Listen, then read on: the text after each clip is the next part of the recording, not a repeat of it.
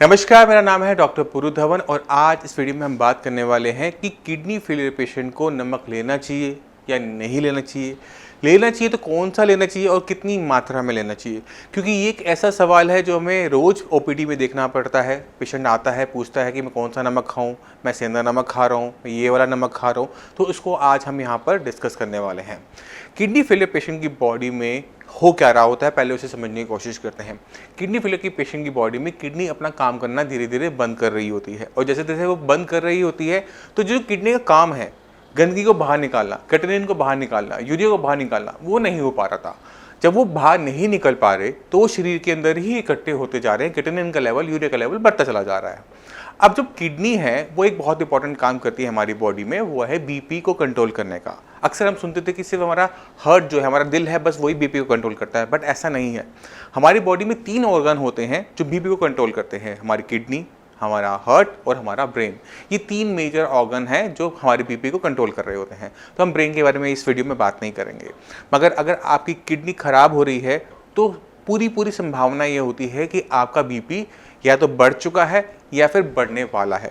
तो जितने भी किडनी फेलियर पेशेंट होते हैं उन सभी को नमक कम मात्रा में लेने के लिए कहा जाता है।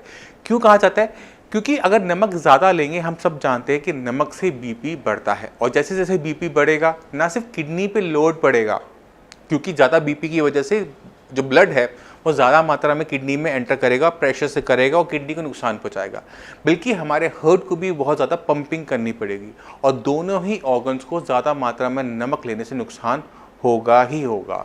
तो जितने भी चिप्स खाते हो, अचार खाते हो, चटनियाँ खाते हो, इसी वजह से आप सभी की बंद करवाई जाती है, क्योंकि जितनी ज़्यादा मात्रा में आप इन चीज़ों में नमक खाते हो शायद खाने में नहीं खाते। तो खाने में अपनी नमक की मात्रा को कम रखो, मिर्च मसालों को कम से कम रखो, इतना लो कि आपको टेस्ट आए बट आपको जले नहीं अंदर। नमक किसी भी खाने को टेस्टी बना देता है, मगर उस टेस्ट के चक्कर में अपनी हेल्थ गंवाने की बिल्कुल भी ज़रूरत नहीं होती। अब बाज़ार में 2 टाइप का नमक आता है, एक आता है सेंधा नमक और एक वो आता है जो हम आयोडाइज्ड नमक लेते हैं। दोनों में फ़र्क क्या है, इसको भी समझने की कोशिश करते हैं।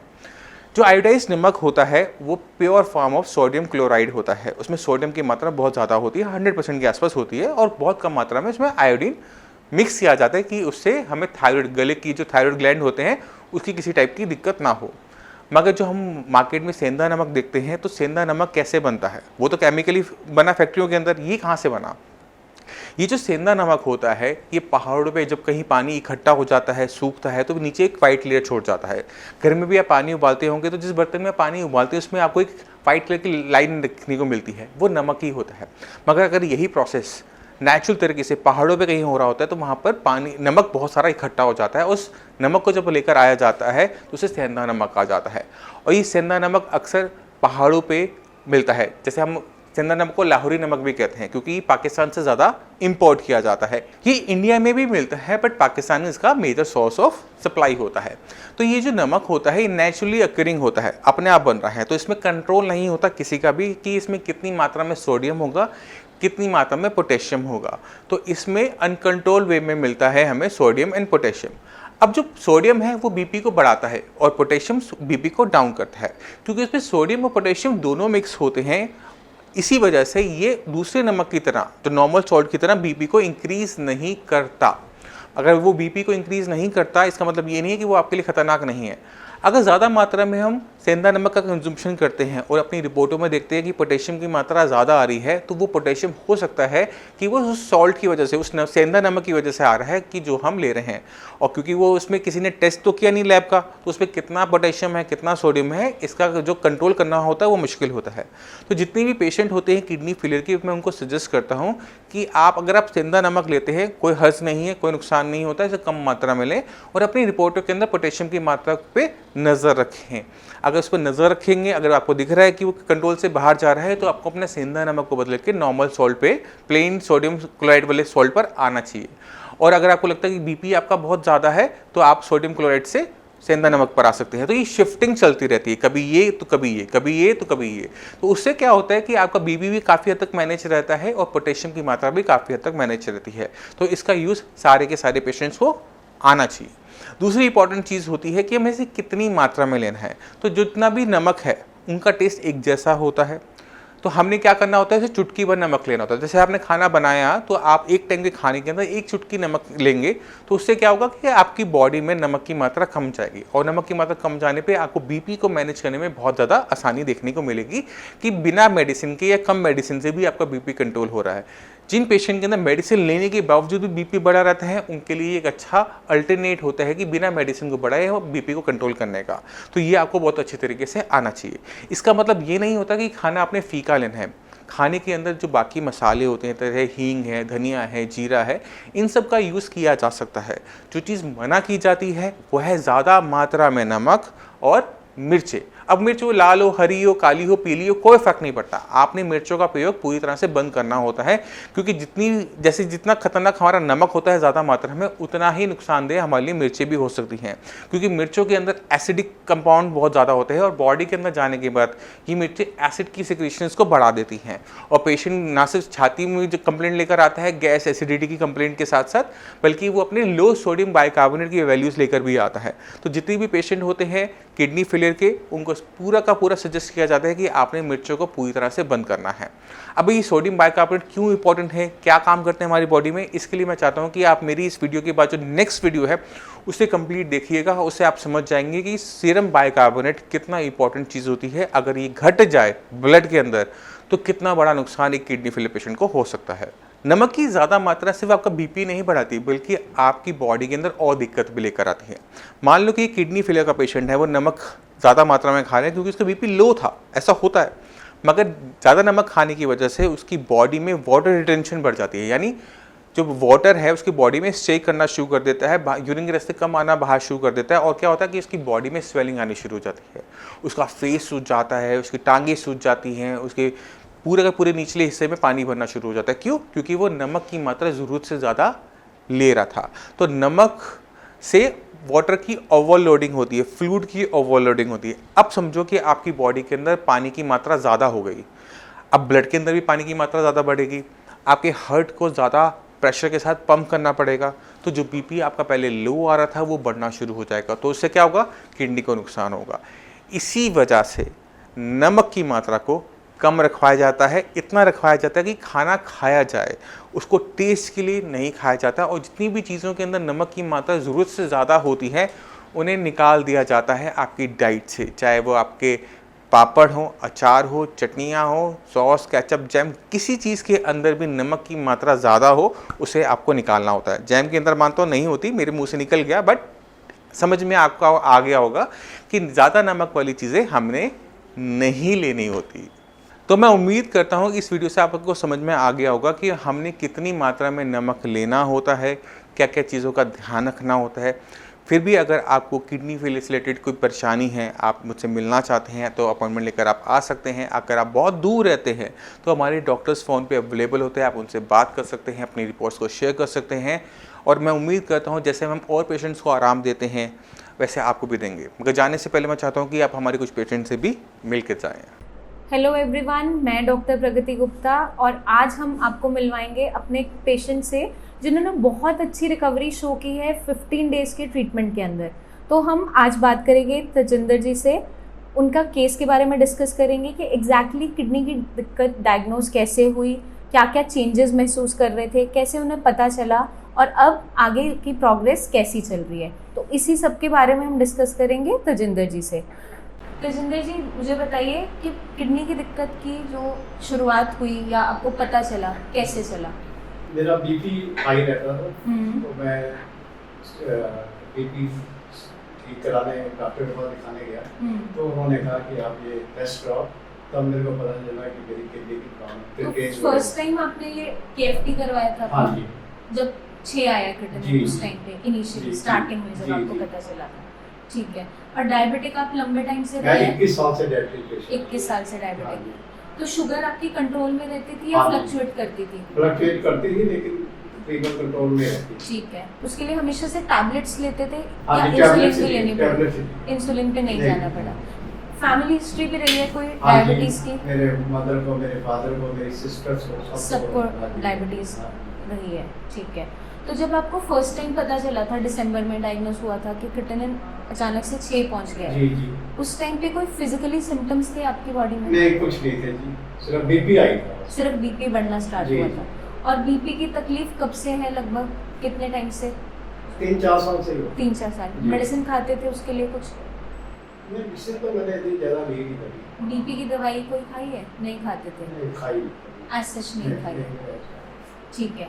और जब फर्स्ट टाइम बीपी बढ़ना स्टार्ट हुआ तो रीडिंग्स लगभग क्या रहती थी उस टाइम पे, जब नोटिस किया? 200 प्लस थी जी, 200 अच्छा। 200 के प्लस। उस टाइम पहली बार हाँ जी, हाँ। डायग्नोस हुआ है। हाँ जी। तो जब इन्हें इनिशियली डायग्नोस हुआ कि क्रिएटिनिन बढ़ना स्टार्ट हो गया है, फिजिकली बॉडी में कोई एज सच सिम्टम्स नहीं थे, बीपी शूट अप होना स्टार्ट हुआ, बट पेशेंट हमारे लंबे टाइम से डायबिटिक रहे हैं, ऑलमोस्ट 20-21 ईयर्स से डायबिटिक रहे हैं। तो जब इनका अल्ट्रासाउंड करवाया गया, जुलाई में इन्होंने जब अपना अल्ट्रासाउंड करवाया था, इनकी दोनों किडनी का साइज ठीक था लेकिन फंक्शनिंग में दिक्कत आनी स्टार्ट हो गई थी। उसके पीछे रीज़न देखने को मिलता है कि जो पेशेंट्स लंबे टाइम तक डायबिटिक रहते हैं, चाहे शुगर लेवल्स अब कंट्रोल में चल रहे हो, अब मैनेज होने स्टार्ट हो गए हो, लेकिन लंबे टाइम तक जब बॉडी सफ़र करती है डायबिटीज़ से और किडनी को बहुत ज़्यादा यूरिन के रास्ते शुगर को फ्लश आउट करना पड़ता है, तो किडनी डैमेज की तरफ चलती जाती है। तो इनके केस में मेजर जो रीज़न रहा है फेलियर के पीछे, किडनी फेलियर के पीछे, वो डायबिटीज़ बहुत मेजर कॉज नज़र आ रहा है। बीपी कुछ सालों में इनका बढ़ना स्टार्ट हुआ है, उसने साथ में एडिशनल एक ऐसा रीज़न जोड़ दिया है जो किडनी फेलियर की प्रोग्रेशन को बहुत स्पीड अप कर देता है। तो अब जब हमने ये 15 डेज ट्रीटमेंट दिया है, उस दौरान इन्होंने अपनी बीपी शुगर की चार्टिंग रेगुलर रखी है, उसमें बीपी शुगर की वैल्यूज़ काफ़ी हद तक बेटर होती गई हैं। और अब जब चीज़ें कंट्रोल में चल रही है तो ऑटोमेटिकली आप देखेंगे इनकी रिपोर्ट्स में वो रिजल्ट्स विजिबल हैं। तो हमें जब भी ट्रीटमेंट करना है, इलाज करना है, हमेशा रीज़न का करना है, ना कि क्रिएटिनिन का। पेशेंट की बॉडी की स्ट्रेंथ देखते हुए डाइट रखी जाती है पेशेंट की। इनिशियली 15 डेज के लिए इन्हें हमने प्रोटीन फ्री डाइट पे रखा था, क्योंकि एज सच पेशेंट कोई ज़्यादा सिम्टम्स वीकनेस के कंप्लेन नहीं कर रहा था। अगर वहीं ये पेशेंट वीकनेस की कंप्लेन कर रहे होते तो लाइट प्रोटीन इनिशियली हमें डाइट में रखना पड़ता है। वो पेशेंट टू पेशेंट वेरी करता है कि कंडीशन कैसी है।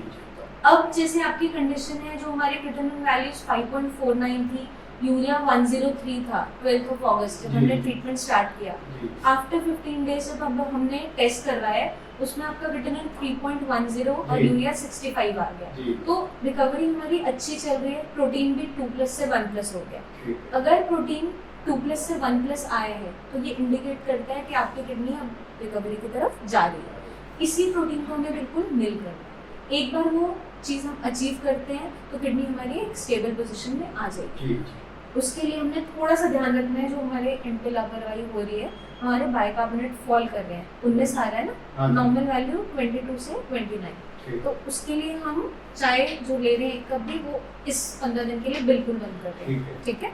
दूध ले सकते हो, दालें ले सकते हो, लाइट प्रोटीन अब मैं स्टार्ट करवा रही हूँ, क्योंकि अब हम एक थोड़ा सा कंपैरेटिव सेफर जोन में आ गए। ठीक है। तो अगर हम इन गाइडलाइंस को आगे भी फॉलो करते हैं तो हमारी किडनी बची रहती है आगे के लिए। ठीक है। तो उसी को हम मैनेज करते हुए सारा इनका ट्रीटमेंट कर रहे हैं। लाइट प्रोटीन डाइट स्टार्ट कर रहे हैं। यूरिन में प्रोटीन अब 1+ हो गया है, इसको हमें बिल्कुल निल तक लाना है, ताकि किडनी पे जो ऑनगोइंग डैमेज है, चाहे बीपी है, चाहे शुगर की वजह से है, वो कम्प्लीटली रुक जाए और किडनी एक स्टेबल पोजीशन में आ जाए। इनिशियली अगर हम ट्रीटमेंट स्टार्ट कर देते हैं किसी भी बीमारी का, जैसे ही डायग्नोज होता है, कंडीशन स्टेबल बनी रहती है, उस टाइम पे पेशेंट की बॉडी बहुत अच्छी रिकवरी दिखाती है, अगर पेशेंट अपनी दी हुई गाइडलाइंस को अच्छे से फॉलो करता है। तो तजिंदर जी ने ऑलमोस्ट 15 डेज के अंदर डाइट अच्छे से फॉलो की है, कोई दिक्कत नहीं है, चाय के अलावा कोई मरीज में गड़बड़ नहीं की है। ठीक है। तो अब इस 15 दिन के लिए हम चाय को भी बंद कर रहे हैं, ताकि किडनी को एक ऐसा एनवायरनमेंट मिल जाए कि हमारी बॉडी के अंदर एसिडोसिस बिल्कुल रुक जाए। अगर आपका सीरम बाइकार्बोनेट वैल्यूज फॉल करती है तो उस कंडीशन में पेशेंट की बॉडी जाती है मेटाबॉलिक एसिडोसिस की तरफ, और एसिडोसिस जब भी होगा, बॉडी के अंदर एसिड बढ़ेगा, किडनी को कभी भी रिपेयर नहीं करवाने देगा। यही बेसिक रीजन होता है चाय बंद करने के पीछे, क्योंकि चाय पत्ती जो है वो कम्प्लीटली एसिडिक फूड में काम करते हैं। इसीलिए आपके लिए दूध गड़बड़ नहीं इतनी देगा जितनी चाय पत्ती देगी। तो हम मिल्क अलाउ कर रहे हैं, 50 to 100 ml ऑफ मिल्क ले सकते हो आप डेली अपनी डाइट में। दालें अलाउ कर रहे हैं, मूंग मसूर मोट की दाल, हल्की जो दालें हैं एक एक छोटी कटोरी स्टार्ट कर रहे हैं, ताकि पेशेंट की बॉडी में आगे कोई वीकनेस ना बने। ठीक है, लंबा टाइम हम बिना प्रोटीन के नहीं रह सकते क्योंकि बॉडी को रिक्वायरमेंट है। तो अब हम लाइट प्रोटीन पे आगे रखेंगे, 15 डेज बाद टेस्ट दोबारा करवाएंगे और उम्मीद यही करते हैं कि जो स्पीड ऑफ रिकवरी इनिशियली आपकी बॉडी ने दिखाई है वो कंटिन्यू चलती रहे। तो उससे ये है कि हम एक सेफ जोन में एक टेंशन फ्री होके रहेंगे कि किडनी अब सेफ हो गई है।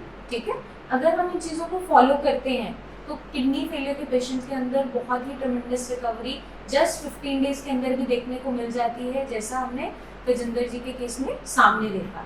ठीक है, तेजिंदर जी आप कुछ हमारे पेशेंट्स के लिए, किडनी फेलियर के जितने भी पेशेंट्स हैं उनके लिए कुछ भी कहना चाहेंगे, आपका कोई मैसेज उनके लिए?